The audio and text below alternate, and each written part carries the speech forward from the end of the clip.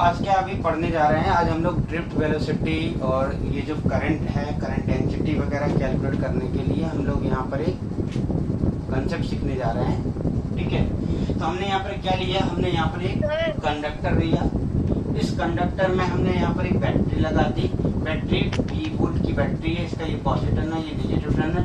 तो कंडक्टर में यहाँ पर हो गया पॉजिटिव टर्मिनल और कंडक्टर में इस साइड हो गया नेगेटिव टर्मिनल। ठीक है, तो ये पॉजिटिव टर्मिनल, ये नेगेटिव टर्मिनल, इस तरीके से कंडक्टर के दोनों टर्मिनल हो गए। ओके, तो कंडक्टर में ये अगर पॉजिटिव टर्मिनल है, ये नेगेटिव टर्मिनल है, तो कंडक्टर में यहाँ पर इस साइड में एक इलेक्ट्रिक फील्ड आ जाएगी। उस इलेक्ट्रिक फील्ड की वैल्यू होगी अगर उस इलेक्ट्रिक फील्ड की वैल्यू ई है। अच्छा, अगर ये जो कंडक्टर है इसका लेंथ पता है अपने को, लेंथ एल है, इसका ये जो एरिया क्रॉस सेक्शन एरिया ये सपोर्टेड ए है। ठीक, तो इलेक्ट्रिक फील्ड लेंथ और पोटेंशियल डिफरेंस इसमें रिलेशन होता है। लास्ट क्लास में हम लोगों ने सीखा था रिलेशन। क्या होगा रिलेशन, बताओ इन तीनों में? Delta V by L. हाँ, delta V by L. Electric field की वैल्यू जो है ई इक्वल टू हो जाएगा वी बाई एल। ठीक है, अच्छा, अब ये जो इधर को जो फोर्स आ रहा है उस फोर्स की वजह से एक्सेलरेशन आएगा। एक्सेलरेशन कितना हो जाएगा? Force on electron divided by mass of electron. Force on electron divided by mass of electron, ये हो गया एक्सेलरेशन ऑन इलेक्ट्रॉन। अब देखो होता क्या है कि ये जो कंडक्टर है, इस कंडक्टर को अगर हम लोग ऐसे ही रख देते हैं सिंपल, ये कंडक्टर है, अगर सिंपल इसको अगर ऐसे यूज करते हैं तो होगा क्या कि यहाँ पर इस कंडक्टर में जितने भी इलेक्ट्रॉन होंगे, ये इलेक्ट्रॉन नॉर्मल कंडक्टर बैटरी नहीं लगाया, तो ये जो नॉर्मल वाला जो कंडक्टर है जिसमें कोई भी बैटरी लग के नहीं है, तो इस कंडक्टर में जो इलेक्ट्रॉन होंगे वो इलेक्ट्रॉन ऐसे नहीं कि जो जहाँ इलेक्ट्रॉन वहीं रुका रहेगा, नहीं, वो अंदर भी मूव करेगा। जैसे कि ठीक है, आपको बोलते हैं कि आपको लॉकडाउन है, घर के अंदर रहना है, तो आपको लॉक कर दिया, इधर से नहीं निकल सकते, इधर से नहीं, लॉक कर दिया। लेकिन घर के अंदर तो मूव करोगे ना, ऐसे थोड़ी ना बैठे रहोगे। इलेक्ट्रॉन के अंदर एनर्जी होती है, टेम्परेचर है तो एनर्जी होगी हाफ kT²। मानिए कि अगर T टेम्परेचर है तो हर एक डिग्री ऑफ फ्रीडम के हिसाब से हाफ kT² एनर्जी होती है ना, हर एक बॉडी हर एक चीज में। तो हाफ kT² के हिसाब से अगर यहाँ पर एनर्जी है, हाफ kT² के हिसाब से, तो वो जो फ्री इलेक्ट्रॉन है वो ऐसे रैंडमली इधर उधर मूव करेंगे।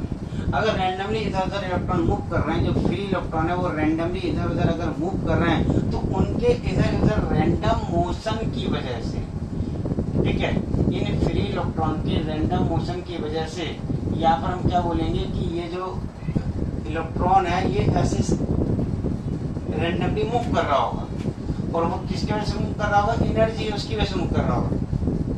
तो इनके रैंडम मोशन की वजह से क्या इस वायर में कुछ करंट फ्लो हो रहा होगा? ऐसे इलेक्ट्रॉन मूव कर रहे हैं, मतलब क्या मूव कर रहा है? चार्ज मूव कर रहा है, मतलब चार्ज फ्लो हो रहा है। तो चार्ज अगर फ्लो हो रहा है तो बताओ जरा कि इस वायर में करंट होगा या नहीं होगा? नहीं होगा। पोटेंशियल जीरो हो जाएगा, इलेक्ट्रिक फील्ड यहाँ पर ये जो इलेक्ट्रॉन मूव कर रहे हैं रैंडमली, खुद की वजह से मूव कर रहे हैं, उसके मोशन की वजह से यहाँ पर जो करंट है वो नहीं होगा। एक्चुअली में होगा क्या कि मान लिया कि ये इलेक्ट्रॉन इधर चला गया, ये इलेक्ट्रॉन इधर ऐसे मूव करते हुए जा रहा है, तो हम क्या बोलेंगे? चार्ज इधर को जा रहा है। लेकिन कोई और इलेक्ट्रॉन होगा, ये वाला इलेक्ट्रॉन मान लीजिए ये हो सकता है इधर आ रहा हो, ये इधर को आ रहा हो, तो एक इलेक्ट्रॉन इधर जा रहा है, कोई इधर आ रहा है, कोई इधर आ रहा है, सभी ऐसे मूव कर रहे होंगे, कोई इधर जा रहा होगा, कोई इधर जा रहा होगा, ऐसे सभी जिग पाथ में, मतलब कोई कहीं कैसे सीधे सब जा रहे होंगे। तो हम अगर मानिए कोई पर्टिकुलर क्रॉस सेक्शन सोचे, पर्टिकुलर क्रॉस सेक्शन में हम ऐसा देखेंगे कि पर्टिकुलर टाइम ड्यूरेशन में जितने इलेक्ट्रॉन इस साइड गए होंगे उतने ही दूसरी साइड गए होंगे। मतलब अगर वहां से देखा जाए तो जो इलेक्ट्रॉन जो पास हो रहे हैं उनका ऑन एवरेज जो नंबर है वो 0 हो जाता है। ठीक है, इलेक्ट्रिक फील्ड वगैरह कोई रीजन नहीं है कि इलेक्ट्रिक फील्ड नहीं है या बैटरी नहीं लग के है। एक्चुअली में अगर इलेक्ट्रॉन मूव कर रहे हैं, पास कर रहे हैं, वो अगर खुद से ही मूव कर रहे हैं अगर, ठीक है, यानी हमने मान ली एक पिस्टन से अगर मान ली हमने इलेक्ट्रॉन गन है, इलेक्ट्रॉन को अगर फायर कर दिया और इलेक्ट्रॉन ऐसे निकल के जा रहे हैं कंटिन्यूसली और मूव कर रहे हैं लोग इलेक्ट्रॉन, तो वहां पर करंट होगा, तो हम करंट ही बोलेंगे। करंट की डेफिनेशन क्या है? Rate of flow of charge है, ठीक है। इलेक्ट्रिक फील्ड थोड़ी ना कि इलेक्ट्रिक फील्ड है तो करंट है, ऐसा है क्या डेफिनेशन में? उसका कोई लेना देना नहीं इलेक्ट्रिक फील्ड का, ना ही पोटेंशियल का लेना देना है, ठीक। तो यहाँ पर इलेक्ट्रिक फील्ड जीरो है, पोटेंशियल जीरो है, ठीक। हम ये बोलेंगे कि हाँ ठीक है, एक्सटर्नल फील्ड नहीं है, एक्सटर्नल बैटरी भी नहीं है, ठीक। लेकिन इलेक्ट्रॉन तो मूव कर रहे हैं, मूव कर रहे हैं, तो करंट हो सकता था, लेकिन फिर भी नहीं है, क्योंकि क्या हो रहा है कि ऑन एवरेज यहाँ पर जितने भी इलेक्ट्रॉन हैं, सभी इलेक्ट्रॉन की एवरेज वेलोसिटी जीरो है। मतलब क्या है, कुछ इलेक्ट्रॉन इधर को जा रहे हैं, कुछ इलेक्ट्रॉन इधर को जा रहे हैं, और उन इलेक्ट्रॉन की एवरेज वेलोसिटी आ रही है जीरो, ठीक है। तो इलेक्ट्रॉन जो है उनकी एवरेज वेलोसिटी जीरो है।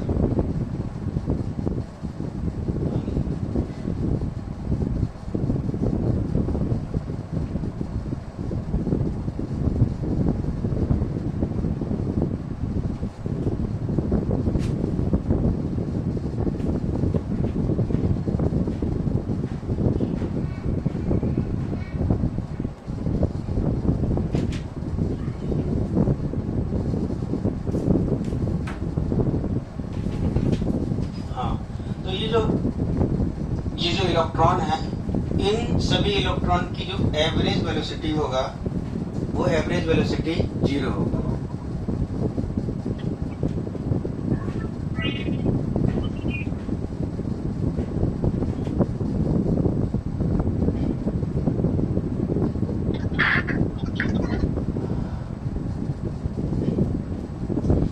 एवरेज वेलोसिटी जीरो होने की वजह से हम क्या बोलेंगे कि ये जो इलेक्ट्रॉन है, ये इलेक्ट्रॉन के खुद के मोशन की वजह से, खुद के इधर उधर जाने की वजह से इस कंडक्टर में नेट करंट जीरो होगा, ठीक।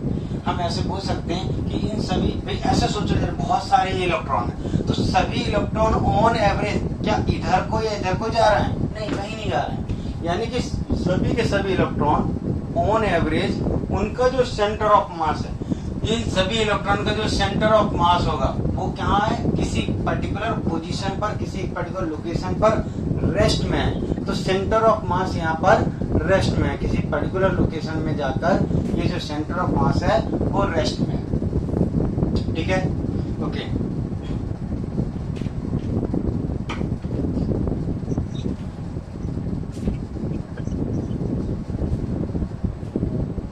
तो ये जो इन सभी का जो सेंटर ऑफ मास है वो किसी पर्टिकुलर लोकेशन में जाकर रेस्ट में है, ठीक। तो ये अगर सेंटर मास मूव ही नहीं कर रहा है तो हम बोलेंगे कि पूरा जो चार्ज का जो बल्क है वो मूव नहीं कर रहा है, यानी करंट जीरो है। अब हम लोग किसी एक इलेक्ट्रॉन की अगर बात करें, तो एक इलेक्ट्रॉन की अगर बात करें तो एक इलेक्ट्रॉन हो सकता है इधर जा रहा है, उधर जा रहा है। ये एक सिंगल इलेक्ट्रॉन के लिए ऐसा बोल सकते हैं। जैसे हमारी एक इलेक्ट्रॉन है यहाँ पे इलेक्ट्रॉन है, ये इलेक्ट्रॉन हमारी यहाँ से ऐसे गया, ऐसे मूव करते हुए जा रहा है, इस वाले पॉइंट से मूव करते हुए यहाँ से यहाँ तक गया। यहाँ पर जाकर वो एक दूसरे इलेक्ट्रॉन से, या फिर भाई जिस मेटल का बना उसका न्यूक्लियस भी तो होगा ना, ठीक है, तो वहां उससे टकरा गया, और टकराने के बाद कोलिजन के बाद में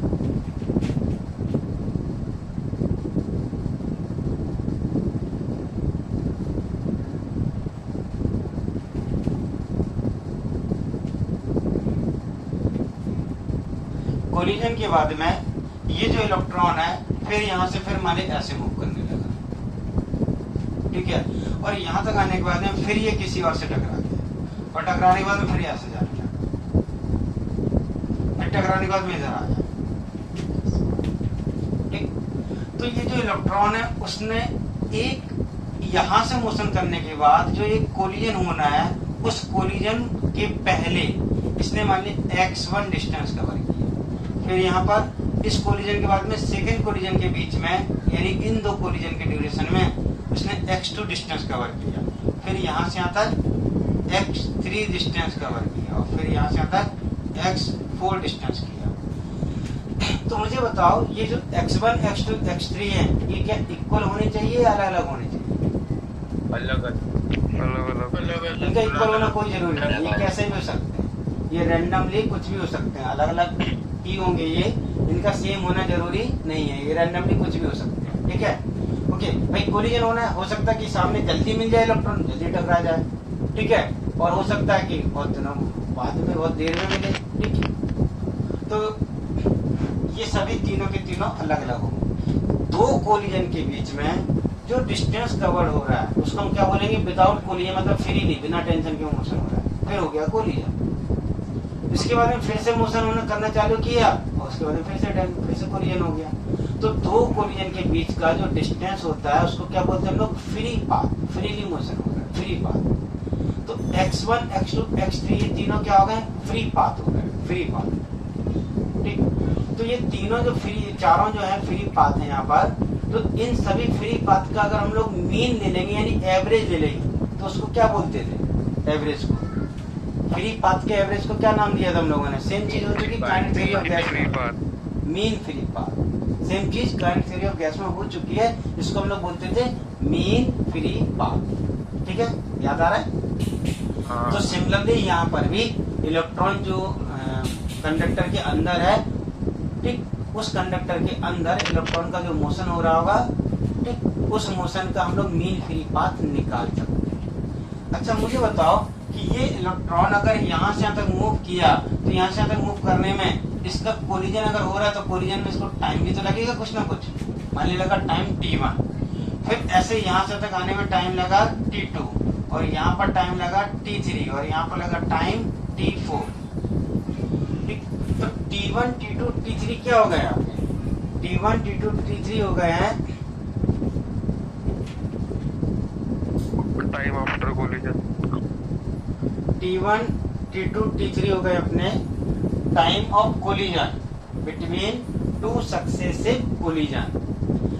तो इन सभी जो टाइम ऑफ कोलिजन हैं इनका अगर हम लोग एवरेज ले लेते हैं, ठीक है, किस किस का एवरेज, एवरेज लेना अपने को, एवरेज किस किस का, T1, T2, T3 and so on, जितने भी कोलिजन हो रहे हैं, मान लीजिए n कोलिजन हो गए, n कोलिजन हो गए अगर, तो इन सभी जितने भी कोलिजन हो रहे हैं सभी के टाइम का अगर हम लोग एवरेज ले लेते हैं, ठीक, तो वो जो एवरेज होता है, एवरेज टाइम होता है उसको बोलते हैं हम लोग रिलैक्सेशन टाइम। हाँ लेकिन एवरेज जब लेना है तो ऐसा नहीं कि 2 ही कोलिजन का ले लो या 3 को ले लो, बहुत देर तक होने दो, मतलब 1000, 2000, लाख, 1 लाख कोलिजन होने दो। उन सभी 1 लाख कोलिजन के बाद में हर कोलिजन का टाइम निकालेंगे, यानी कि यहाँ पर बहुत सारे कोलिजन होने दो कि n ठीक ठाक नंबर होने दो, ऐसा नहीं n का मतलब 2 वैल्यू ले लिया, 2 कोलिजन हो रहे निकाल लिया, गलत गड़बड़ हो जाएगा, ठीक है, बहुत सारे कोलिजन होने दो। अगर बहुत सारे कोलिजन होने देंगे हम लोग तो हर एक इलेक्ट्रॉन के लिए ये एवरेज वैल्यू सेम आ जाएगी। तो इस एवरेज वैल्यू को हम लोग बोलते हैं रिलैक्सेशन टाइम, और इसको किससे रिप्रेजेंट करेंगे हम लोग, टाउ से। तो टाउ कहलाएगा आपका रिलैक्सेशन टाइम, मतलब रिलैक्स मतलब ऐसे आराम से विदाउट कोलिजन मूव करने वाला टाइम, कि कितने टाइम तक तो बिना टेंशन के मूव कर सकते हो, लेकिन इसके बाद में कभी भी आपकी दुर्घटना हो सकती है।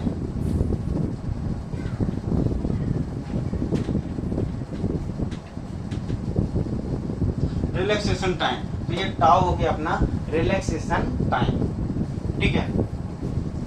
अब हम लोग आ जाते हैं यहाँ पर। अच्छा मुझे बताओ कि अगर ऐसे हम लोगों ने रिलैक्सेशन टाइम वगैरह निकाल लिया तो ये जो इलेक्ट्रॉन है जो इधर से इधर तक मूव करके आया, इस इलेक्ट्रॉन की अगर मैं एवरेज वेलोसिटी आपसे पूछूं, बी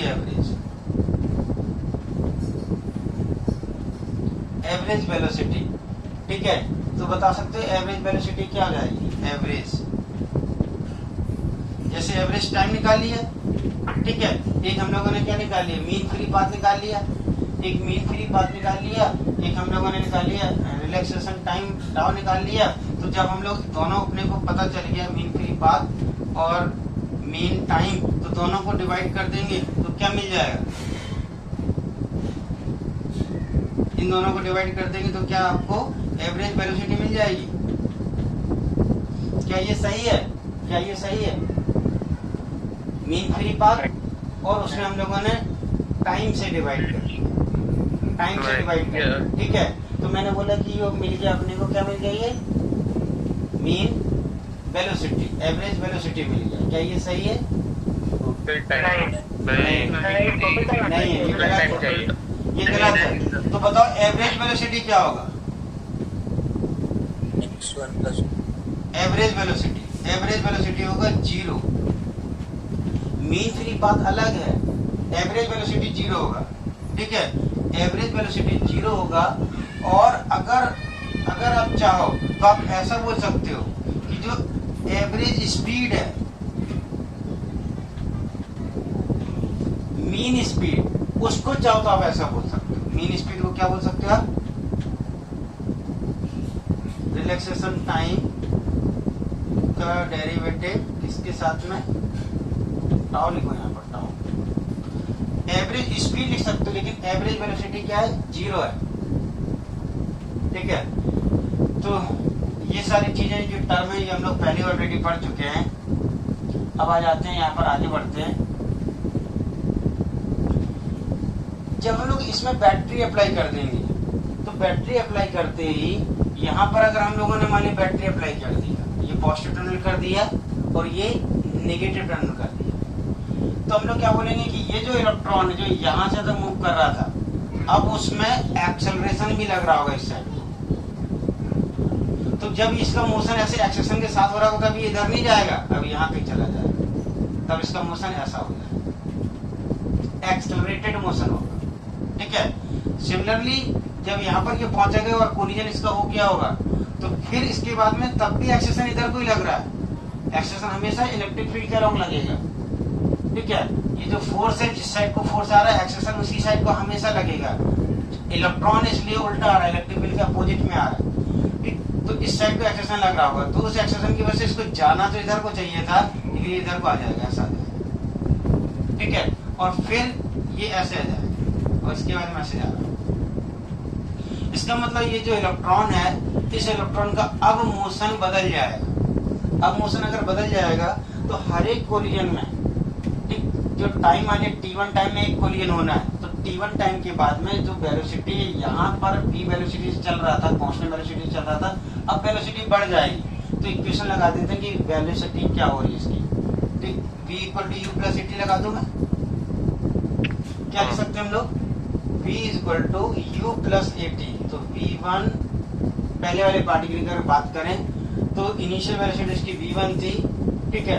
अभी चलो v फाइनल कर दो, या इनिशियल वेलोसिटी को u से लिख दो, u, तो u1 और फाइनल वेलोसिटी होगी v1, तो v1 equal to u1 plus a into t, ऐसे लिख सकते हैं, ठीक। सिमिलरली अगर दूसरे पार्टिकल की अगर बात करें, सेकेंड पार्टिकल की बात करें अगर हम लोग, तो सेकेंड पार्टिकल की जो वेलोसिटी है v2, उसको लिख सकते हैं u2 plus a into T, ठीक। अब ये जो पहला वाला जो पार्टिकल है उसमें हो सकता है कि दो कोलिजन में जो टाइम लगने वाला है वो t1 लगा हो, और जो दूसरा पार्टिकल है उस पार्टिकल का पहले कोलिजन से दूसरे कोलिजन तक जो टाइम लगने वाला है वो मानिए t2 है। तो ऐसे हर एक पार्टिकल के लिए अगर लिखते हैं तो हम लोग सबके लिए ऐसे लिख सकते हैं। और लास्ट में अगर हम लोग एवरेज वेलोसिटी निकालेंगे तो एवरेज वेलोसिटी बताओ क्या होगा? Average velocity v average in सभी वेलोसिटीज का ले लीजिए आप एवरेज, तो v एवरेज इक्वल टू बोलो क्या होगा? v एवरेज 0 होगा। अब 0 नहीं होगा,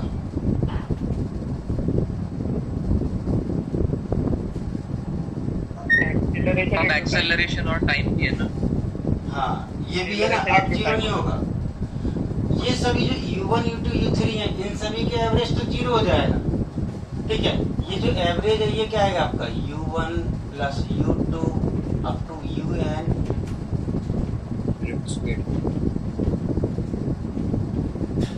डिवाइडेड बाई n, और प्लस में ये जो है ये वाला जो टर्म, इसकी वजह से क्या आ जाएगा अपना a इंटू t1, ये कॉमन कर दूं मैं, plus a into t2 and so on divided by n, ठीक है। तो ये वाला जो टर्म है, ये वाला ही टर्म एक्चुअली में एवरेज वेलोसिटी। एवरेज वेलोसिटी क्या होगा? शुरुआत में u1 plus u2 without collision जिस वेलोसिटी से सभी मूव कर रहे थे डिवाइडेड बाय एन, ये 0 था। कोलिजन इलेक्ट्रिक फील्ड जब अप्लाई नहीं की गई थी तो जो नेट जो वेलोसिटी थी, सॉरी जो एवरेज जो वेलोसिटी थी वो 0 थी। तो इन सभी वेलोसिटीज का जो एवरेज है वो 0 था।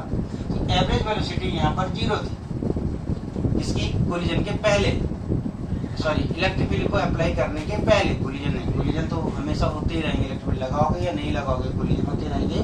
तो इलेक्ट्रिक फील्ड अप्लाई करने से पहले एवरेज वेलोसिटी 0 थी।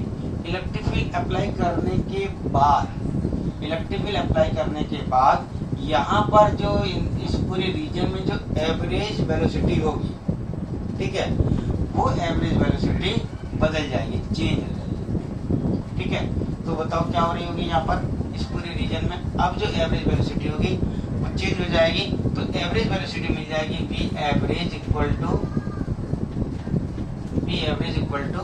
ये जो पार्ट है इसकी वैल्यू, ये वैल्यू तो 0 हो जाएगी, प्लस ए इंटू ये वाला पार्ट, ये वाला जो पार्ट है ये हो जाएगा रिलैक्सेशन टाइम, टाउ हो जाएगा। ठीक है, ओके। तो अपने फार्मूला मिल गया v average equal to a into t. अच्छा, ये जो वी एवरेज का डायरेक्शन किसके अलॉन्ग होगा, एक्सेशन के अलॉन्ग होगा, मतलब इस साइड होगा। तो हम क्या बोलेंगे, ऑन एवरेज सारे के सारे जो इलेक्ट्रॉन का वो जो बल्क है वो इधर को ऐसे में ड्रिफ्ट करेगा, स्लाइड कर रहा होगा। ठीक है, अच्छा मुझे बताओ ये जो मोशन है इलेक्ट्रॉन का वो एक्सेलरेशन के साथ हो रहा है, मोशन जो है वो एक्सेलरेशन के साथ हो रहा है।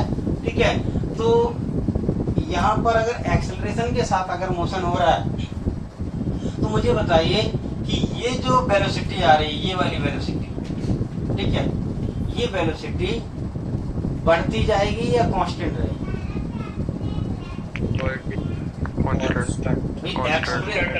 मोशन अंडर एक्सेशन हो रहा है ना,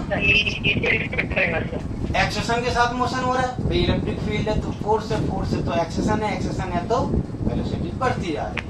अगर वेलोसिटी बढ़ती जा रही है तो एवरेज वेलोसिटी भी क्या बढ़ती जा रही होगी, सोच कर बताओ। क्यों नहीं बढ़ेगी एवरेज वेलोसिटी? अगर हर एक पार्टिकल की कोलिजन के बाद में वेलोसिटी बढ़ रही है, ठीक है, हर एक कोलिजन छोड़ो, हर एक पार्टिकल की एक्सेलरेशन की वजह से वेलोसिटी बढ़ रही है, तो जो एवरेज वेलोसिटी है वो भी तो बढ़ती जानी चाहिए। तो क्यों नहीं बढ़ रही है? आपने बोला नहीं बढ़ रही है, चलो ठीक है, सही आंसर है, बताओ क्यों नहीं बढ़ रही? क्योंकि शायद पोटेंशियल, मतलब पोटेंशियल डिफरेंस कांस्टेंट है उसका, तो क्या उसका पोटेंशियल कांस्टेंट है तो इलेक्ट्रिक फील्ड भी कांस्टेंट है, तो फिर हाँ, इलेक्ट्रिक फील्ड कांस्टेंट है, इलेक्ट्रिक फील्ड कांस्टेंट है तो ये अपना जो ई कांस्टेंट है, ठीक, ई अपॉन एम कांस्टेंट है, तो एक्सेलरेशन है, एक्सेशन कांस्टेंट है, तो कांस्टेंट एक्सेशन में वेलोसिटी नहीं बढ़ती, एक्सेशन हो तो वेलोसिटी बढ़ेगी ना। टाइम ऑफ रिलैक्सेशन भी सेम कांस्टेंट है। क्या टाइम ऑफ रिलैक्सेशन कांस्टेंट है। यहाँ पर एक्चुअली में क्या हो रहा है कि जो एक्सेलरेटेड मोशन है वो एक्चुअली में एक्सेलरेटेड है ही नहीं। आप ऐसे सोचिए कि मान लिया कि आप यहाँ से नागपुर जा रहे हो, आप चंदपुर से नागपुर जा रहे हो और रास्ते में क्या हो, जाम लग जाए, यहाँ पर जाम लग जाए, एक कार है, उसके पीछे एक और कार है, फिर एक और कार है, फिर एक और कार है, फिर एक और कार, ठीक है। अब क्या हुआ, ये कार यहाँ चली और रुक गई, ठीक, ये वाली कार यहाँ जाके रुक गई, ये यहाँ जाके रुक गई, तो ये वाली क्या है, इसने भी एक्सेशन दिया और ये आगे जाके रुक गई, फिर इसने भी एक्सेशन दिया, आगे जाके रुक गई, फिर इसने एक्सेशन आगे जाके फिर थोड़ी देर के बाद में फिर ये आगे जाके रुकी, तो ये फिर आगे जाके नहीं, फिर ये और आगे जाएगी ना, फिर ये और आगे गई, ये वाली और आगे गई, ये वाली और आगे गई, सभी आगे गई, फिर अगली बार में फिर सभी और आगे गए, सभी और आगे गए, तो हर एक आगे आगे जा रहे हैं, ठीक है। मतलब जैसे ही उनको मौका मिला एक्सेशन दिया, आगे गए, रुक गए, फिर एक्सेशन दिया, फिर आगे गए, फिर रुक गए, बार बार यही हो रहा है। मतलब एक्सेशन है उनके पास, एक्सेशन दिया लेकिन आगे जाके जाम लग गया, ब्रेक लगा, फिर एक्सेशन दिया, फिर आगे गए, फिर जाके रुक गए। तो बार बार अगर ऐसा हो रहा है, ठीक है, तो ये जो पार्टिकल है, ये पार्टिकल ऑन एवरेज यहाँ से यहाँ तक, उसकी जो यहाँ से वेलोसिटी यहाँ तक बढ़ी, ये फिर 0 हो गई, फिर बढ़ी फिर जीरो हो गई, फिर बढ़ी फिर जीरो हो गई, ठीक है। यानी बार बार वेलोसिटी क्या होती जा रही है, चेंज होती जा रही है। तो चेंज होने की वजह से क्या होगा, अपना ऑन एवरेज जो है वो पाथ के हिसाब से आ जाएगा। तो यहाँ पर जो एक्सेलरेशन उसका इफेक्ट खत्म हो जाएगा। देखो जरा, v equal to u plus a t होता है, लेकिन एटी में ये जो टाइम टी है, ये टाइम टी कौन सा वाला टाइम हो गया, सभी बार बार जो कोलिजन होते जा रहे हैं उनका एवरेज हो गया, एवरेज हो गया, रिलैक्सेशन टाइम हो गया, रिलैक्सेशन टाइम हो गया। वैसे देखा जाए अगर मान लिया कि टोटल n कोलिजन हो चुके हैं एक पार्टिकल के लिए, एक इलेक्ट्रॉन के लिए, तो टोटल टाइम ड्यूरेशन कितना हो गया, ये मान लीजिए 1 सेकंड, ये 2 सेकंड, ये 1 सेकंड, ये 2 सेकंड, ऐसे ऐसे होते होते इधर बहुत सारे हैं, तो टोटल टाइम कितना होगा, कुछ ऐसा 100 सेकंड ऐसे कुछ तो हो जाएगा ना। अरे टाइम तो बढ़ता जा रहा है, एक कोलिजन, फिर दूसरा कोलिजन, फिर तीसरा कोलिजन, फिर एक कोलिजन 1 सेकंड के बाद में होगा, फिर दूसरा और 1 सेकंड के बाद होगा, फिर और 2 सेकंड के बाद में होगा। तो टोटल तो 4 सेकंड टाइम हो चुका है ना, टोटल तो टाइम 4 सेकंड हो चुका है, लेकिन एवरेज टाइम क्या आएगा, 1 + 1 + 2 / 3 आएगा। यानी कि 3 कोलिजन में जो एवरेज टाइम है वो तो कम आने वाला है, ठीक है। तो सिमिलरली टाइम तो कंटिन्यूसली बढ़ता जा रहा है, लेकिन रिलैक्सेशन टाइम का वैल्यू कम आ रहा है, एवरेज वाला आ रहा है, बहुत कम आ रहा है। और यहाँ पर ये जो टाइम है वो रिलैक्सेशन टाइम आ गया। रिलैक्सेशन टाइम मतलब ये टाइम अब बढ़ नहीं रहा है, बहुत सारा टाइम ड्यूरेशन का भी उसका जो हर एक उसमें जितने कोलिजन होते हैं उन कोलिजन की वजह से ये टाइम फिक्स वैल्यू का आ गया। तो बोलेंगे कि ये तो एक कांस्टेंट नंबर हो गया, ये फिक्स वैल्यू का नंबर हो गया। इसी को हम लोग बोल देंगे कांस्टेंट वेलोसिटी है, फिक्स्ड वेलोसिटी है। फिक्स्ड वेलोसिटी से इलेक्ट्रॉन आगे को मूव कर रहे हैं, यानी ये इलेक्ट्रॉन है ये आगे को यहाँ पर शिफ्ट कर रहा है, यहाँ से चंदपुर से नागपुर हमारे ये व्हीकल है वो आगे को शिफ्ट करते जा रहे हैं, ठीक है, एक पर्टिकुलर कांस्टेंट वेलोसिटी। तो हम क्या बोलेंगे, ये क्या एक्सीलरेट थोड़ी कर रहे हैं, ये क्या कर रहे हैं, धीरे धीरे धीरे धीरे सरक रहे हैं, यानी ड्रिफ्ट हो रहे हैं। तो इसी वेलोसिटी को हम लोग क्या बोल देते हैं, ड्रिफ्ट वेलोसिटी, ठीक है। इसको पीडी से रिप्रेजेंट करेंगे, ड्रिफ्ट वेलोसिटी होगा। इस ड्रिफ्ट वेलोसिटी का डायरेक्शन एक्सेलरेशन इलेक्ट्रिक फील्ड के हिसाब से होगा, ठीक है, एक्सेलरेशन के हिसाब से होगा। जिस साइड एक्सेलरेशन आ रहा होगा उस साइड में ड्रिफ्ट वेलोसिटी का वैल्यू आ जाएगा। यानी कि यहाँ पर एक्सेलरेशन अगर इधर को है तो इलेक्ट्रॉन इस साइड को ड्रिफ्ट हो रहे होंगे, ठीक, इलेक्ट्रॉन उधर को जा रहे होंगे, लेकिन करंट हमेशा इलेक्ट्रिक फील्ड की डायरेक्शन में जाता है। भाई अगर इलेक्ट्रॉन इधर को जा रहा है तो हम क्या बोलते हैं, इफेक्टिवली पॉजिटिव चार्ज इस साइड को आ रहा है। अगर इफेक्टिवली पॉजिटिव चार्ज इधर को आ रहा है यानी पॉजिटिव इधर को आता जा रहा है। भाई इलेक्ट्रॉन अगर इधर को जा रहे होंगे तो यहाँ पर इलेक्ट्रॉन की डिफिशियंसी हो जाएगी। इलेक्ट्रॉन की डिफिशियंसी क्या कहलाती है, पॉजिटिव चार्ज कहलाता है। हम बोलेंगे इलेक्ट्रॉन अगर इधर गया तो यहाँ पर क्या हो गया, पॉजिटिव के अंदर हो गया, यानी पॉजिटिव क्या इधर आ गया, फिर इधर आ गया, तो पॉजिटिव इधर को आ रहा है। तो पॉजिटिव जिस साइड को जा रहा होता है उसी साइड को हम लोग करंट का डायरेक्शन कंसीडर करते हैं।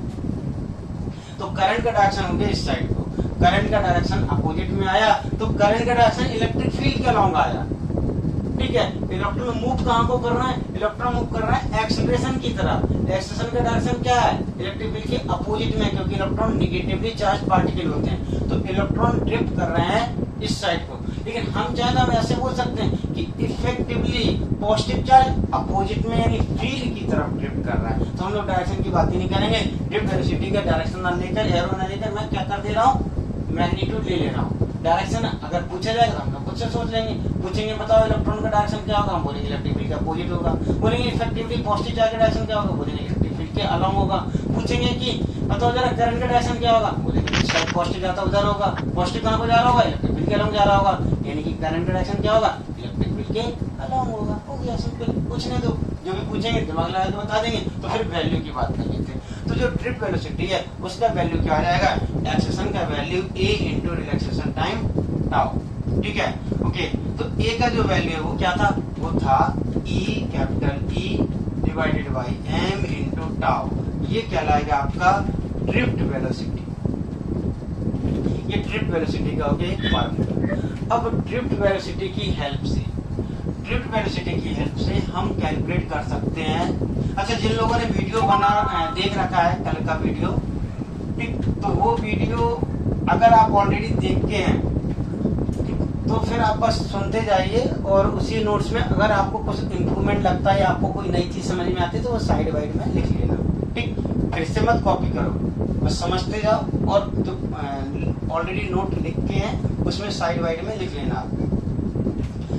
अब ड्रिफ्ट वेलोसिटी अगर पता है अपने को तो हम ऐसा बोलेंगे कि एक कंडक्टर है, इस कंडक्टर का मान लिया कि ये जो क्रॉस सेक्शन है ये ए है, क्रॉस सेक्शन ए है, यहाँ से तक का लेंथ एल है और यहाँ पर इफेक्टिवली पॉजिटिव चार्ज मान लिया कि इस साइड को ड्रिफ्ट हो रहा है वी वेलोसिटी से, वी वेलोसिटी से इलेक्ट्रॉन इस साइड को ड्रिफ्ट, पॉजिटिव चार्ज इधर को ड्रिफ्ट हो रहा है, इलेक्ट्रॉन अपोजिट में ड्रिफ्ट हो रहे होंगे। तो इसके ड्रिफ्ट होने की वजह से करंट क्या होगा अपने को फाइंड करना करंट क्या होगा। अरे करंट क्या होता है? करंट होता है rate of flow of charge. Rate of flow of charge क्या हो गया अपना? पर सेकेंड कितना चार्ज फ्लो हो रहा है, यानी 1 सेकेंड में कितना चार्ज फ्लो हो रहा है। ठीक, तो हम ऐसा कर लेते हैं या एक काम करते हैं, इलेक्ट्रॉन का ही निकालते हैं, इलेक्ट्रॉन को ही देखते हैं, वो इधर जा रहा होगा, उसको उल्टा कर देंगे तो उस साइड को हो जाएगा। तो हम ऐसा करते हैं कि मान लिया कि इधर से इस वाले पार्ट से, ये एक मैंने ऑब्जर्वेशन का एक ले लिया कि यहाँ से मैं ऑब्जर्व कर रहा हूँ, यहाँ से मैं ऑब्जर्व कर रहा हूँ कि ये जो ऑब्जर्वेशन करने वाला जो पर्सन है उसके लिए वो इधर देख के ऑब्जर्व कर रहा है। तो यहाँ से कितने इलेक्ट्रॉन मतलब कितना चार्ज पर सेकेंड निकल जाता है। तो इस वाले क्रॉस सेक्शन से कितना चार्ज क्रॉस कर रहा है 1 सेकेंड में अगर पता करना है तो बोलेंगे कि जो इलेक्ट्रॉन यहाँ होगा वो निकल जाएगा, यहाँ होगा वो निकल जाएगा, यहाँ होगा वो निकल जाएगा, यहाँ होगा वो निकल जाएगा, यहाँ सब निकल सकते हैं। तो 1 सेकेंड में हो सकता है कि कोई एक इलेक्ट्रॉन यहाँ कहीं वाला हो जो जस्ट इधर आ पाया हो, जो जस्ट इस क्रॉस सेक्शन में आ पाया, यानी उसने क्रॉस नहीं कर पाया या जस्ट क्रॉस करने वाला है, ये वाला इलेक्ट्रॉन क्रॉस नहीं कर पाया। अब बताओ अगर ये क्रॉस नहीं कर पाया तो यहाँ वाले कोई चांस है क्या? नहीं, वो तो इधर आके कहीं आगे पीछे ही होगा वो ऑब्वियसली। तो ये वाला इलेक्ट्रॉन अगर इस क्रॉस सेक्शन को क्रॉस नहीं कर पाया तो इसके पीछे वाले तो क्रॉस नहीं कर पाए होंगे, लेकिन इधर वाले सभी ये सभी इलेक्ट्रॉन क्या होंगे? अब इधर कहीं आ गए होंगे, यानी क्रॉस कर गए। तो ये वाला पर्सन क्या बताएगा? इतने सारे जितने यहाँ पर इलेक्ट्रॉन है ये सभी के सभी क्रॉस करके दूसरी साइड चले गए, ये सभी के सभी इलेक्ट्रॉन यहाँ से क्रॉस करके इधर आ गए। ठीक है, ओके। तो उन इलेक्ट्रॉन का अगर नंबर पता करना है कि कितने इलेक्ट्रॉन आ गए, तो एक काम करते हैं कि यहाँ ये जो रीजन है, ये जो कंडक्टर में ये जो पार्ट है, जिस पार्ट के इलेक्ट्रॉन मूव करके इस साइड आ रहे हैं, वो जो पार्ट है उसका वॉल्यूम निकाल लेते हैं। ठीक है, फिर उस वॉल्यूम में देखेंगे कितने इलेक्ट्रॉन है। तो इसका अगर वॉल्यूम निकालना है तो बोलेंगे कि ये वाला जो इलेक्ट्रॉन है ये जस्ट यहाँ पर आ पाया, यानी उसने यहाँ से यहाँ तक का डिस्टेंस कवर किया कितने टाइम में? 1 सेकेंड में। क्योंकि करंट क्या होता है अपना? करंट होता है चार्ज अपॉन टाइम। तो टाइम को 1 सेकेंड ले ले और चार्ज निकाल ले तो काम बन जाएगा। तो 1 सेकेंड में, तो 1 सेकेंड में ये जो डिस्टेंस है, अगर मैं डिस्टेंस अगर निकालता हूँ तो drift velocity dt into time कितना? 1 सेकेंड। तो 1 सेकेंड का डिस्टेंस मिल जाएगा। बोलेंगे कि 1 सेकेंड में इस वाले इलेक्ट्रॉन ने इतना चला होगा, इतना ही इसने भी चला होगा, लेकिन ये क्रॉस नहीं कर पाए, उतना ही इसने चला होगा, ये क्रॉस कर गया, उतना ही डिस्टेंस इसने भी कवर किया होगा, लेकिन ये भी क्रॉस कर गया, यानी ये सभी क्रॉस कर गए, सभी इधर से निकल गए, इधर वाले नहीं निकल पाए, यानी इतने वॉल्यूम में जितने भी इलेक्ट्रॉन है सब के सब निकल गए। दैट मींस x लेंथ में जितने इलेक्ट्रॉन है सब बाहर निकल गए। क्रॉस सेक्शन एरिया अगर a है, क्रॉस सेक्शन एरिया अगर a है तो वॉल्यूम क्या होगा? Area a multiplied by x। That means a into x, इतने पार्ट में जितने भी इलेक्ट्रॉन है सब निकल गए बाहर। अब कितने इलेक्ट्रॉन है उसके लिए एक टर्म डिफाइन किया गया है, एक टर्म डिफाइन किया गया n। इस n को हम बोलते हैं number of electron per unit volume. Number of electron per unit volume, number of electron per unit volume. तो जो n है वो नंबर ऑफ इलेक्ट्रॉन है पर यूनिट वॉल्यूम, यानी यूनिट वॉल्यूम में, पर्टिकुलर यूनिट वॉल्यूम में जो नंबर ऑफ इलेक्ट्रॉन है वो n है। n इलेक्ट्रॉन इस यूनिट वॉल्यूम में अवेलेबल है। अब अगर इस n की वैल्यू के बारे में सोचें तो ये केमिस्ट्री से निकाला जाता है, केमिस्ट्री में सॉलिड स्टेट है उससे निकाला जाता है।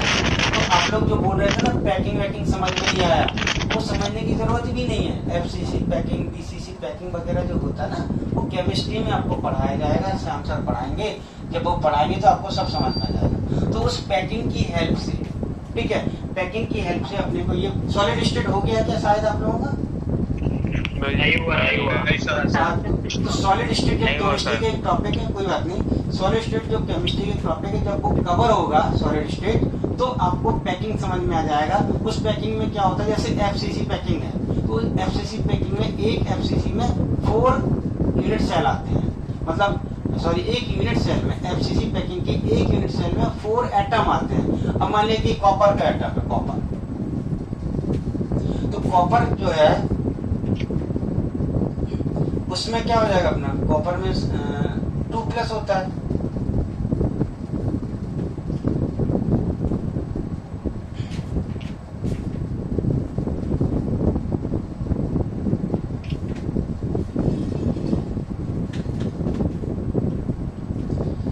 एक कॉपर के लिए कितने इलेक्ट्रॉन फ्री हो रहे हैं? 2 इलेक्ट्रॉन निकल रहा है, एक कॉपर में 2 इलेक्ट्रॉन निकल रहा है। यूनिट सेल में कितना है? यूनिट सेल में टोटल 4 है, तो 4 में कितना निकल रहा होगा? 4 × 2 8 इलेक्ट्रॉन निकल रहा है। अब 8 इलेक्ट्रॉन होगा यूनिट सेल में। यूनिट सेल का एक मतलब एक यूनिट सेल जो होता है ना, उसका वॉल्यूम निकाल दिया जाता है, एटम के रेडियस की हेल्प से वॉल्यूम इजीली निकाल सकते हैं। तो वॉल्यूम निकालिए हम लोगों ने उस यूनिट सेल का। अब वॉल्यूम पता है, नंबर ऑफ इलेक्ट्रॉन पता है, 8 इलेक्ट्रॉन है कुछ पर्टिकुलर वॉल्यूम में, तो number of electron divided by volume करेंगे तो आपको क्या मिल जाएगा? Number of electron per unit volume मिल जाएगा, उसको हम लोग एन बोलते हैं। एन क्या हो गया? Number of electron per unit volume, n. तो देखो एन जो है वो यूनिट वॉल्यूम में नंबर ऑफ इलेक्ट्रॉन है, फ्री इलेक्ट्रॉन यूनिट वॉल्यूम। तो इतने वॉल्यूम में कितना होगा? इस वाले वॉल्यूम, इस वाले में एन का मल्टीप्लाई कर दो, ठीक है भाई। यूनिट वॉल्यूम मान एक यूनिट वॉल्यूम है, उसमें 6 फ्री इलेक्ट्रॉन यूनिट वॉल्यूम, ठीक। यानी 1 मीटर क्यूब में अगर 6 हैं तो 10 मीटर क्यूब में कितने इलेक्ट्रॉन आ जाएंगे? ज्यादा जाएंगे, कितने नहीं, 60 इलेक्ट्रॉन हो जाएंगे। सीधे सीधे मल्टीप्लाई कर देंगे, ज्यादा वॉल्यूम है तो उसमें ज्यादा होंगे, ठीक। तो ये हो गया अपना, एक्चुअली में इसको क्या बोलेंगे? Electron density into volume. ये हो गया इलेक्ट्रॉन डेंसिटी, ये हो गया वॉल्यूम। तो डेंसिटी में वॉल्यूम का मल्टीप्लाई करेंगे तो ओवरऑल चीज मिल जाएगी, ठीक है। इलेक्ट्रॉन डेंसिटी का मल्टीप्लाई करेंगे इलेक्ट्रॉन मिल जाएगा। मास डेंसिटी का मल्टीप्लाई करेंगे वॉल्यूम में तो मास मिल जाएगा। चार्ज डेंसिटी का मल्टीप्लाई करेंगे वॉल्यूम में तो चार्ज मिल जाएगा। यहाँ पर क्या मिलेगा अपने को? इस वॉल्यूम में टोटल इलेक्ट्रॉन मिल गया। अब इतने इलेक्ट्रॉन थे यहाँ पर कितने इलेक्ट्रॉन थे? इतने इलेक्ट्रॉन थे। ये सभी के सभी इधर आ गए, सभी क्रॉस कर गए। तो जो क्रॉस किए उनका नंबर ऑफ इलेक्ट्रॉन का नंबर पता है, तो उनकी वजह से चार्ज कितना होगा? तो एक इलेक्ट्रॉन का चार्ज पता है अपने को, ई होता है। तो टोटल चार्ज कितना क्रॉस कर गया? E into total number of electron. ये हो गया टोटल चार्ज। ये टोटल चार्ज क्रॉस किया, ठीक है, कितने टाइम में? 1 सेकेंड।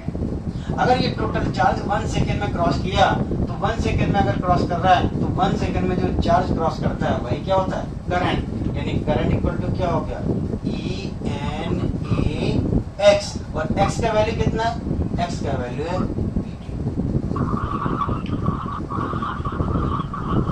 तो ये एक फार्मूला हो गया अपना, किसका? करंट का करंट डेंसिटी के साथ, ठीक है। करंट का करंट डेंसिटी के साथ में एक फार्मूला हो गया।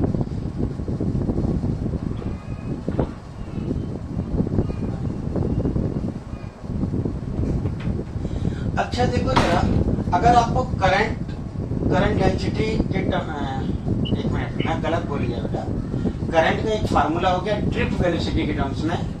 इसकी हेल्प से, करंट की हेल्प से हम लोग करंट डेंसिटी की वैल्यू निकाल सकते हैं। डायरेक्शन तो पता ही, जिधर को करंट फ्लो हो रहा होगा उधर को करंट डेंसिटी का डायरेक्शन होता है नॉर्मली, ठीक है। ओके, तो यहाँ पर अगर मैं करंट डेंसिटी का अगर मैं वैल्यू निकालना चाहूँ, करंट डेंसिटी का जे, तो जे को क्या लिख सकता हूँ मैं? जे इक्वल टू हो जाएगा अपना I/A। ये कितना आ जाएगा? ये आ जाएगा EnVd। करंट डेंसिटी समझ में आ गया आपको? करंट डेंसिटी हो गया करंट इंटू अपॉन एरिया, यानी कि InVd। ये हो गया अपना करंट डेंसिटी। हाँ, अब करंट डेंसिटी को आपका मन कर रहा है इलेक्ट्रिक फील्ड के फॉर्म में लिखने का, लिख सकते हो आप, इलेक्ट्रिक फील्ड के टर्म में लिख सकते हो, ठीक है। तो चलो करंट डेंसिटी को हम लोग इलेक्ट्रिक फील्ड के टर्म में लिखते हैं। अगर करंट डेंसिटी को इलेक्ट्रिक फील्ड के टर्म में लिख देते हैं तो यहाँ पर क्या मिल जाएगा, current density J is equal to EN E capital E tau divided by M that is equal to E square N tau upon M into electric.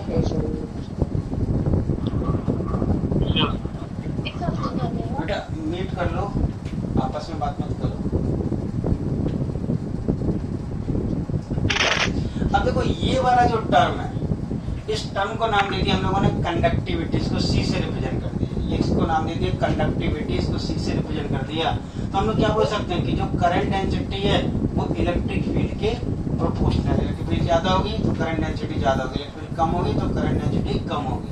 और जो प्रोपोर्शनलिटी कांस्टेंट है, जो प्रोपोर्शनलिटी कांस्टेंट है वो हो गया C को बोल देंगे कंडक्टिविटी ऑफ कंडक्टर। भाई ये वाला पार्ट तो कंडक्टर पर डिपेंड कर रहा होगा कि उसकी पैकिंग कैसी है, उसके हिसाब से N, ठीक है, कैसे कोलिजन हो रहा है उसके हिसाब से टाउ। बस ये दो टर्म है, बाकी तो E और M तो वैसे भी कांस्टेंट ही होते हैं, mass of electron, charge of electron.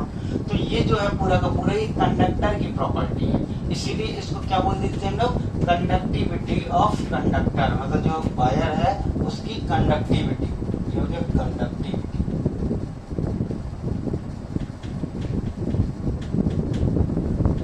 Conductivity, अच्छा इस कंडक्टिविटी का रेसिप्रोकल, ठीक, उसको अगर मानिए मैं रो से रिप्रेजेंट कर दे रहा हूँ तो रो कहलाएगा 1/C।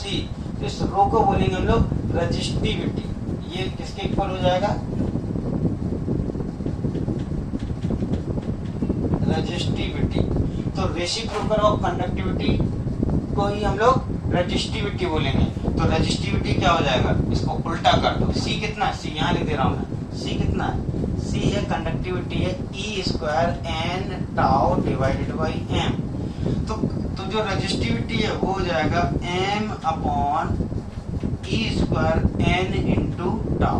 ये हो गया अपना रेजिस्टिविटी, और ये क्या था अपना कंडक्टिविटी था। तो कंडक्टिविटी का रेसिप्रोकल आ गया रेजिस्टिविटी।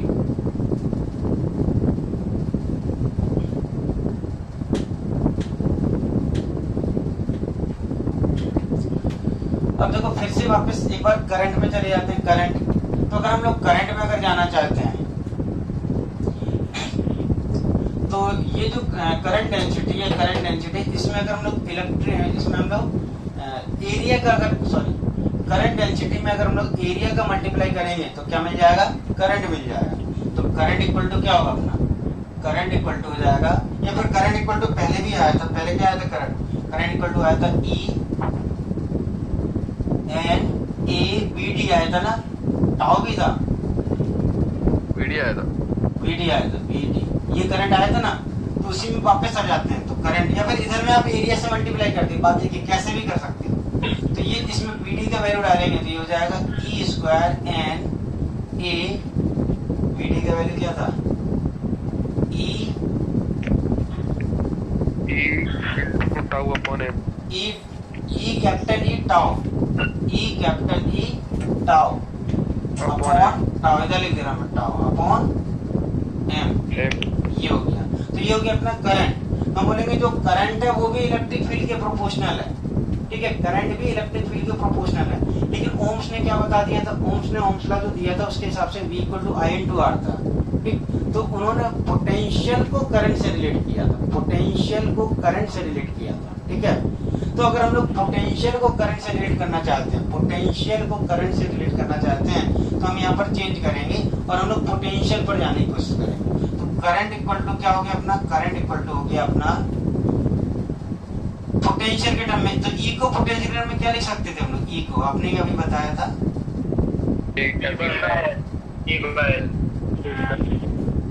क्या था, P बाई L, ये हो गया P बाई L, ये हो गया। तो जो ओम्स ने जो बोला था V इक्वल टू IR वैसा लेके आते हैं, ठीक है। तो ये हो गया I, तो बाकी का टर्म क्या होगा, ML divided by E square N into tau, ठीक है। और ओम्स ने क्या बोला था कि जो करंट है, सॉरी जो पोटेंशियल है वो करंट के प्रोपोर्शनल है, और प्रोपोर्शनलिटी कांस्टेंट को उन्होंने नाम दे दिया था रेजिस्टेंस, ठीक है। वो क्या नाम बोला था, जितना ज्यादा रेजिस्टेंस होगा उतना ही ज्यादा आपको पोटेंशियल अप्लाई करना पड़ेगा किसी पर्टिकुलर करंट को फ्लो कराने के लिए, ऐसे उन्होंने डिफाइन कर दिया था। तो ये वाला टर्म क्या हो गया, रेजिस्टेंस हो गया। यानी रेजिस्टेंस की वैल्यू क्या होगी अपनी, रेजिस्टेंस की वैल्यू हो गई है m into l divided by e square n into tau. ठीक है, ओके। अच्छा ये बताओ, ये जो रेजिस्टेंस है इसको अगर हम लोग रेजिस्टिविटी के टर्म, एरिया छूट गया, हाँ ये एल डिनोमिनेटर फाइनल अपॉन में आएगा ना, हाँ अपॉन में। ठीक है, तो देखो इसी पूरे को, इसको अगर हम लोग रो के टर्म में लिखना चाहें तो m upon E square N और टाउ, इसको क्या लिख सकते हैं, rho L by A into I. मतलब हम लोग रेजिस्टेंस को क्या लिख सकते हैं, resistivity L divided by A. ठीक है, रेजिस्टिविटी एल बाई ए, ये क्या हो गया अपना, ये हो गया रेजिस्टेंस। ठीक है, ये रेजिस्टेंस हो गया। तो अब देखो ये जो रेजिस्टेंस है, इस रेजिस्टेंस के रेसिप्रोकल को, अगर रेजिस्टेंस का हम लोग रेसिप्रोकल ले लेंगे, ठीक, तो उसको बोल देंगे हम लोग कंडक्टेंस। ठीक, ये कंडक्टिविटी था, उसको बोल देंगे कंडक्टेंस। तो कंडक्टेंस अगर निकालना है तो अपने को क्या करना है, ये वाला जो टर्म था, ये वाला जो टर्म था आई, इस टर्म में ये जो पूरा का पूरा यहाँ पर जो बीच में ये जो कोफिशिएंट है, ऐसा करना चाहिए मुझे, चलो ठीक है कोई बात नहीं। तो ये वाला जो टर्म है इसी को हम लोग क्या बोल देंगे, कंडक्टेंस बोल देंगे। ठीक है, इस वाले टर्म को, यानी हम क्या बोल सकते हैं कि जो करंट है वो किसके प्रोपोर्शनल है, पोटेंशियल डिफरेंस के प्रोपोर्शनल है। और जो प्रोपोर्शनलिटी कांस्टेंट है वो क्या कहलाया अपना, कंडक्टेंस। ठीक है, ये कंडक्टेंस कहलाया। ओके, और उल्टा बोल रहे हैं v इक्वल टू, तो 1/c इंटू आई ऐसा आया, और 1/c क्या हो गया अपना रेजिस्टेंस, तो v equal to I R. तो ये सभी आपस में रिलेट हो गए। सी कंडक्टिविटी बताए थे आपने, सर इसी को कंडक्टिविटी पकड़ा था हाँ, आपने। कंडक्टिविटी कंडक्टेंस दोनों चीज बोलते हैं, कंडक्टिविटी बोलना चाहिए। नहीं, कंडक्टिविटी सी बोला था ना, तो इसको सिग्मा बोल दो। सी तो ये है ना बेटा, यहाँ सी तो इतना है, और ये वाला वैल्यू ज्यादा है, ये इसमें ए और एल भी आ रहा है ना, इसको कुछ और नाम दे दो, इसको इसको क्या बोल दो, सिग्मा बोल दो, कंडक्टेंस को सिग्मा बोल दो। कंडक्टिविटी तो ये है सी, ठीक है, सी कंडक्टिविटी है तो इसको सिग्मा नाम दे दो, तो ये हो जाएगा 1/सिग्मा, यानी आर ऐसा। ठीक है, डेट मींस हम लोग इस रेजिस्टेंस को और क्या लिख सकते हैं, 1/कंडक्टेंस सिग्मा लिख सकते हैं। ठीक है, ये उल्टा कर सकते हो आप, कंडक्टेंस को सिग्मा को क्या लिख सकते हो, सिग्मा को लिख सकते हो 1/रेजिस्टेंस। तो हम लोगों ने यहाँ नए नए टर्म सीख लिए, क्या क्या सीख लिए, ड्रिफ्ट वेलोसिटी सीखा, एक सीखा हम लोगों ने, रिलैक्सेशन टाइम भी सीखा।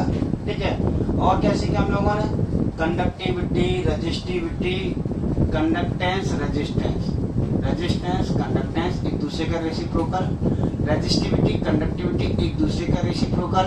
ठीक है, अब याद क्या रखना है कि जो करंट डेंसिटी है वो इलेक्ट्रिक फील्ड के प्रोपोर्शनल, वेक्टर क्वांटिटी, दोनों का डायरेक्शन होता है। इलेक्ट्रिक फील्ड इसका जे का भी और ई का भी, जे जो है वो वेक्टर क्वांटिटी, और जो इलेक्ट्रिक फील्ड है वो भी वेक्टर क्वांटिटी है, यानी जो जे है उसका डायरेक्शन ई के अलावा होगा, और ये हो जाएगा आपका कंडक्टिविटी, तो जे ई के प्रोपोर्शनल है। और करंट अगर देखा जाए, तो करंट को V से रिलेट करना, V से, तो जो करंट है वो V के प्रोपोर्शनल है, जो करंट है वो V के प्रोपोर्शनल है। तो V इधर जो प्रोपोर्शनलिटी कांस्टेंट है वो क्या लाएगा, कंडक्टेंस। करंट जो है वो V के प्रोपोर्शनल है, तो प्रोपोर्शनलिटी कांस्टेंट क्या लाएगा, कंडक्टेंस। ठीक है, ओके। इसका रेसिप्रोकल, कंडक्टिविटी का रेसिप्रोकल रेजिस्टिविटी, कंडक्टेंस का रेसिप्रोकल रेजिस्टेंस। ठीक है, तो चलो यहाँ तक हो गया अपना, लास्ट क्लास में यहीं तक वीडियो दिया गया होगा आई थिंक। ठीक, नेक्स्ट क्लास में हम लोग आगे बढ़ेंगे, और ये जो क्लास है, आज की क्लास में जो भी चीज़ें वो सब थ्योरेटिकल हैं। थ्योरेटिकल चीज़ें मतलब बोर्ड वगैरह में थोड़ा बहुत आ सकती है, और मेनली ये मतलब आएगा तो थ्योरेटिकली क्वेश्चन ही आएगा। एक तो क्वेश्चन उस पर आ सकता है, current equal to J.A, area ऐसा आड़ा टेढ़ा एरिया दे देंगे और जे दे देंगे आड़ा टेढ़ा कुछ भी, उनके बीच का एंगल अपने को सोच के निकाल कर करंट निकालना होगा। तो करंट निकालने के लिए क्वेश्चन वैसे आ सकता है, एक डेरिवेटिव से आ सकता है, और बाकी का ये आएगा अगर तो सिर्फ थ्योरेटिकल कराएगा, सीधा सीधा थ्योरेटिकल कराएगा। ठीक है, और क्या आ सकता है यहाँ पर चालाकी करके अगर वो पूछना चाहें तो वो क्या करेंगे कि आपको फार्मूले याद है या नहीं है चेक करने के लिए यूनिट डायमेंशन पूछेंगे कंडक्टिविटी का डायमेंशन क्या है, रेजिस्टिविटी का डायमेंशन क्या है। ठीक है, ओके, तो ये फार्मूले आपको लगाने पड़ेंगे, या फिर कोई ना कोई ऐसा लॉजिक कुछ भी आपको अगर याद होगा कि रेजिस्टिविटी इसका रेसिप्रोकल होता है, कम से कम इतना तो याद कर ही सकते हो आप। रेजिस्टेंस वाला फार्मूला R इक्वल टू क्या होता है, R इक्वल टू होता है रो L बाई A। ठीक है, ये रेजिस्टिविटी है, तो इसकी हेल्प से आप, इस फार्मूले की हेल्प से रेजिस्टिविटी का आप डायमेंशन निकाल सकते हो, और उसको उल्टा कर देंगे तो कंडक्टिविटी का डायमेंशन मिल जाएगा। तो डायमेंशन बेस्ड फार्मूला चेक करने के लिए क्वेश्चन आ सकता है, या फिर सीधे सीधे सारी वैल्यू डालेंगे वो। ठीक है, क्या ऐसे नहीं पूछते वो लोग कि इतना बड़ा फार्मूला तो सारी वैल्यू देंगे, टाउ इतना, एरिया इतना, ये सब दे के तो पूछेंगे कि बताओ कंडक्टेंस क्या है। कम चांस है ऐसे क्वेश्चन आने के, इसलिए इस वाले पार्ट से क्वेश्चन बहुत कम, न्यूमेरिकल कम आते हैं, इस पर आएंगे क्वेश्चन तो थ्योरेटिकली क्वेश्चन आते हैं। ठीक है, चलो फिर बाकी का नेक्स्ट क्लास में हम लोग आगे बढ़ेंगे करंट इलेक्ट्रिसिटी में। वही जो वीडियो भेज रहे क्या? क्या वीडियो भेज रहे क्या? नेक्स्ट वाला वो जो आप हाँ, वाले वीडियो। नेक्स्ट क्लास का वीडियो मैं अभी भेज दूं क्या, पहले से? क्या बोल रहे समझे? नहीं, आपने को भेजना होगा तो भेजो, मैं पूछ रहा था भेज रहे हाँ ठीक है, मैं नेक्स्ट क्लास का भेज दूंगा और आज का भी भेज दूंगा, आज का ये वाला और नेक्स्ट क्लास का। तो भेजते गए को एडवांस में चाहिए ना, क्या कह रहा हूँ? हाँ भेज देना। हाँ ठीक है, चलो भेज देना, मुझे क्या जा रहा है। चलो ओके बाय। आप देते ना तो भेजने का नहीं। Okay bye.